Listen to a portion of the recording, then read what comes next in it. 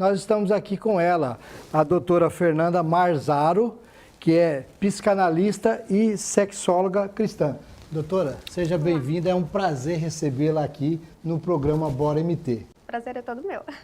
Doutora, para nós iniciarmos essa entrevista, qual que é realmente, de fato, a profissão de sexóloga cristã? Como a senhora atua nesta área? Ok. Bom, a minha primeira formação é em fisioterapia pélvica, né? E aí atendendo ali homens, mulheres, né, na reabilitação pélvica, começou uma demanda muito grande de tanto homens quanto mulheres com disfunções, né, íntimas. E aquilo acabava impactando nos relacionamentos. E aí eu busquei uma segunda formação, né? Então hoje eu sou psicanalista e também educadora sexual, né? E ali eu comecei um trabalho. E foram surgindo muitas mulheres, né? Que me procuravam, mas tinham ali, né, uma religião, né, e acabava que tinha ali todas as necessidades, né? E aí eu falei, não, preciso buscar mais um embasamento também teológico para poder amparar essas mulheres. E aí eu comecei a trabalhar com a intimidade do casal, né, trabalhando com a psicanálise, que trabalha o inconsciente. Muitos homens e muitas mulheres têm dificuldades no relacionamento por traumas lá da infância, né? E aí, hoje, eu trabalho tanto o emocional desses casais, né, desde a infância, desde o primeiro momento ali, das primeiras experiências que eles tiveram nos seus relacionamentos, na sua intimidade.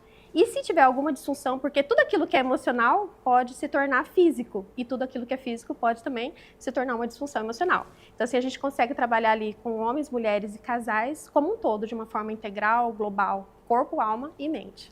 Doutora Fernanda, é muito importante a sua participação aqui, porque o programa Bora MT tem uma audiência tremenda, principalmente dos cristãos evangélicos. Então é muito salutar a sua vinda aqui. Buscar esse equilíbrio da questão do tabu, porque tem pessoas que são mais retraídas e outras são mais soltas. Existe um tabu, como trabalhar isso hoje? É verdade.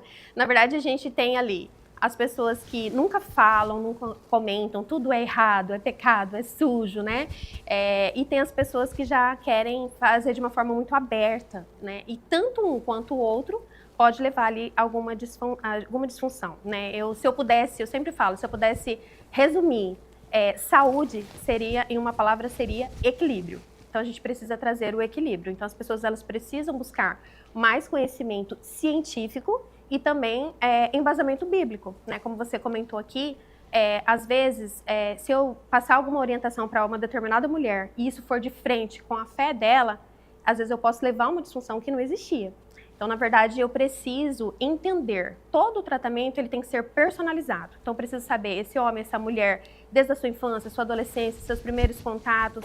A partir dessa compreensão, eu vou prescrever um tratamento personalizado para ele, para ela e para ambos, né? Doutora Fernanda, de fato, de quem que é a responsabilidade? Da escola, dos pais, e orientar e quando a esse jovem ter uma atividade sexual e quando começar essa atividade sexual?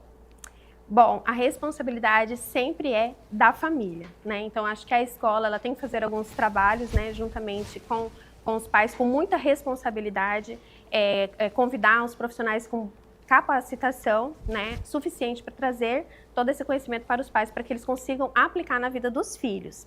Mas a escola, ela pode trazer algum conhecimento, principalmente em relação aos abusos, né? Toque do sim, toque do não, para a criança entender o que é privado, o que não é, qual que é a parte íntima, aonde não é, o que pode, o que não pode. A escola pode convidar alguns profissionais para fazer esse trabalho na escola, mas a responsabilidade sempre tem que ser dos pais. Como a senhora mencionou, que a escola pode, porém tem que trazer um profissional com responsabilidade para fazer isso.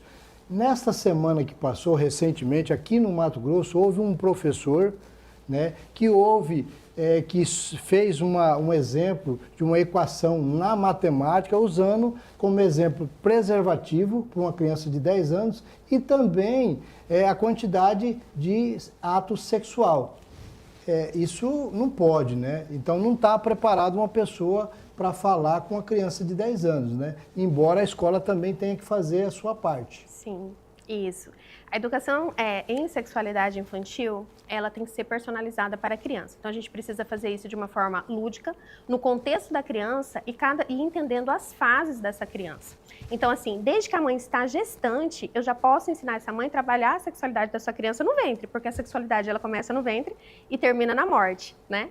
Mas como trabalhar? O fato dessa mãe que se conecta com esse filho na barriga, já fala com ele, quando vai trocar a fralda, quando fala ali sobre a sua região íntima, depois quando a criança começa a abordar algumas perguntas, a mãe pode ir falando. Se a criança trouxer essas questões para a escola, os professores e responsáveis na instituição, eles precisam ter esse conhecimento para entender as fases dessa criança, né? Então, no caso, qual a idade dessa criança, que exemplo que eu vou usar, e sempre de uma forma muito lúdica, muito não tão agressiva, não tão, porque acaba sendo um pouco abusivo e pode ser traumático. E essa criança, dependendo desse contexto, desse contato que ela teve, ela pode, inclusive, desenvolver algum trauma, alguma disfunção lá na fase adulta.